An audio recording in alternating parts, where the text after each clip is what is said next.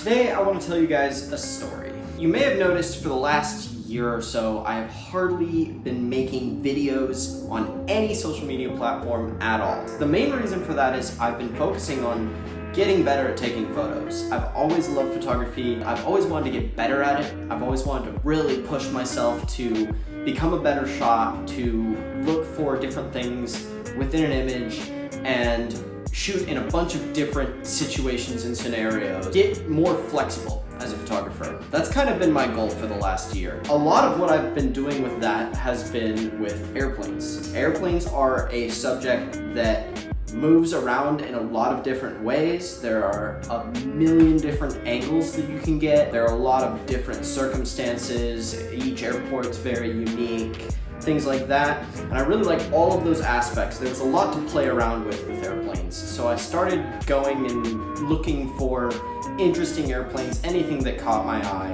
a little over 2 years ago now. And I really started focusing on it about a year ago. And I ended up moving down here to San Diego to go to school for photography. I went to school for a little bit and I didn't end up really finding the direction I wanted to go. I didn't really have a goal in mind. I was just kind of taking classes that had the skills that I wanted to learn, but I didn't really know how I wanted to apply them. And eventually I just stopped going to school and I've been kind of looking for work ever since. In the meantime, I've been shooting airplanes. I've been shooting a lot of 35mm and medium format film, as you can see with the film cameras behind me. Shooting airplanes has taken me to a lot of really interesting places. There is a very unique circumstance around each time you go and shoot an airplane. And today's story is one of the most unique that I have ever experienced.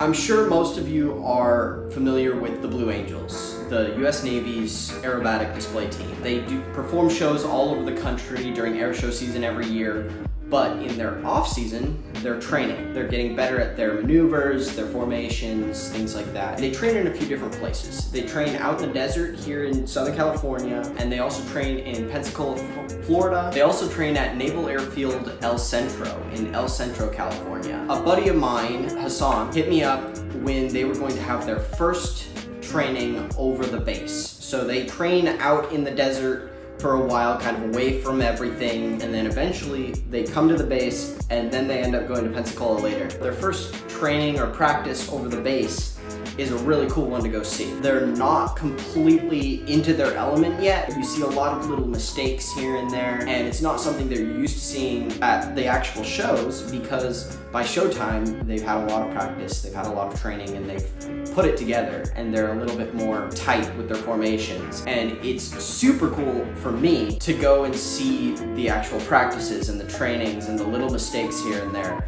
And that's what this was about. Hassan and I jumped in his car and we went straight east out to El Centro. This was back in February, I believe. There were a few people there, here and there, not a big crowd like you'd kind of expect. I'm sure you guys have seen online, there are tons and tons and tons of videos of the Blue Angels practicing at El Centro. Most of the time, when you see those videos, along the fence line there where you can line up and look down the runway, you'll see tons of trucks like lined up. People go out and hang out and just watch the practices all the time. It's been going on for years, people know about it. But the nice thing about going to the first one, there's hardly anyone there. There were maybe a few other trucks there, but it really wasn't a big crowd. And we got set up and we got ready to go.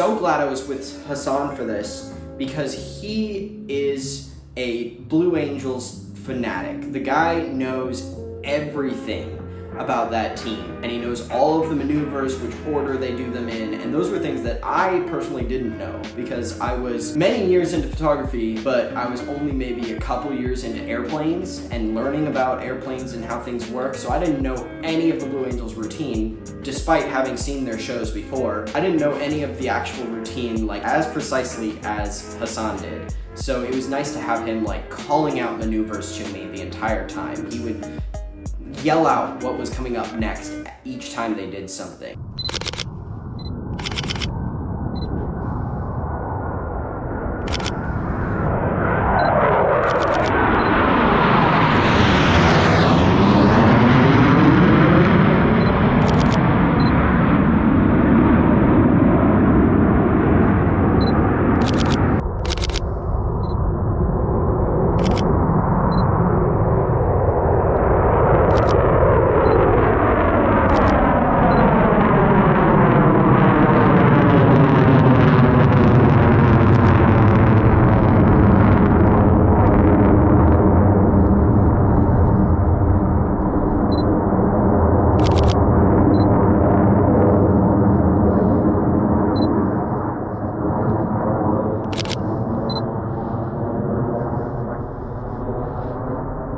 Oh, this is gonna be sick.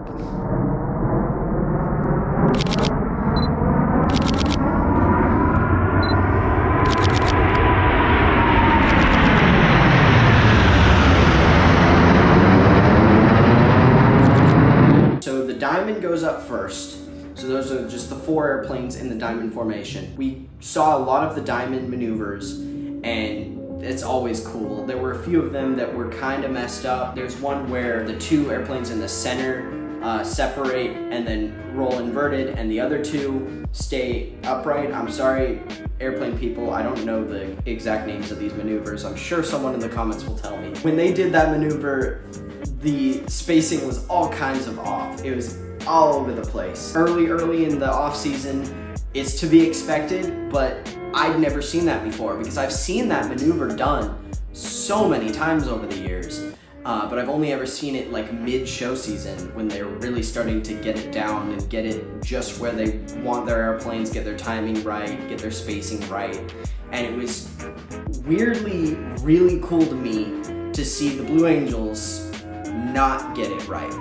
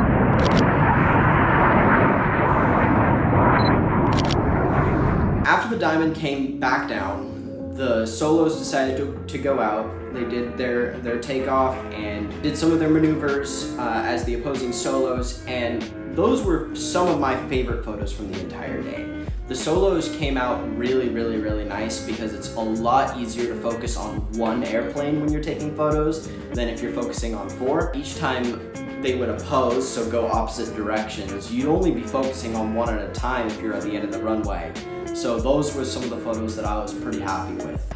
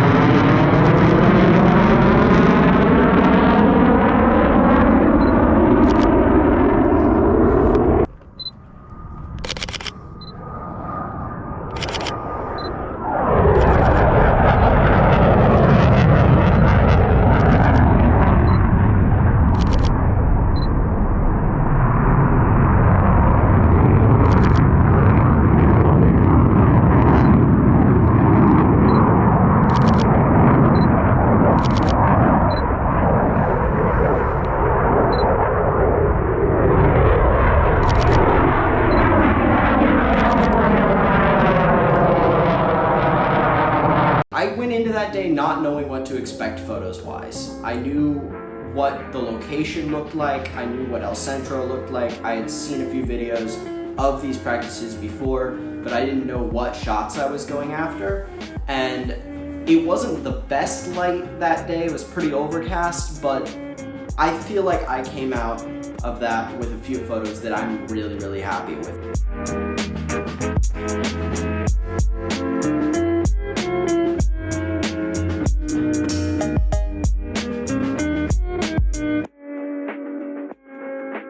I'm really especially happy with the diamond takeoff photos. Those came out really cool. I'm really happy with them.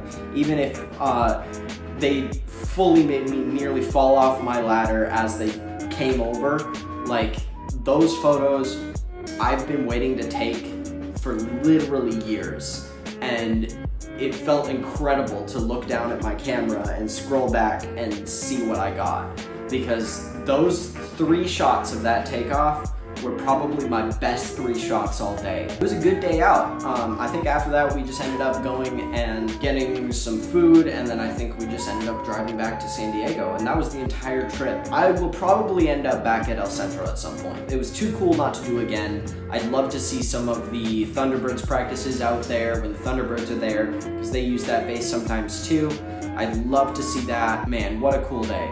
So yeah, that's my little story of going to shoot the Blue Angels at El Centro. I'm putting this video out now because I recently found the footage from this day and thought I'd like to share it on YouTube. It's been a while since I've made YouTube videos. I've kind of missed doing this. I've missed talking to the camera. I've just been so incredibly focused on, well, this, that I just haven't really gotten around to putting together what I felt like was a complete video. Thank you to everyone that stuck around in my period of silence. I know this channel has been dead for a minute, and I am especially thankful to anyone that's actually seeing this video and actually watching it and has stuck around. I think there's around 2,200 of you guys that have managed to stick around, subscribe to this channel, and I expect maybe 4 of you to see this. But thank you for sticking around, and I hope to see you guys in the future.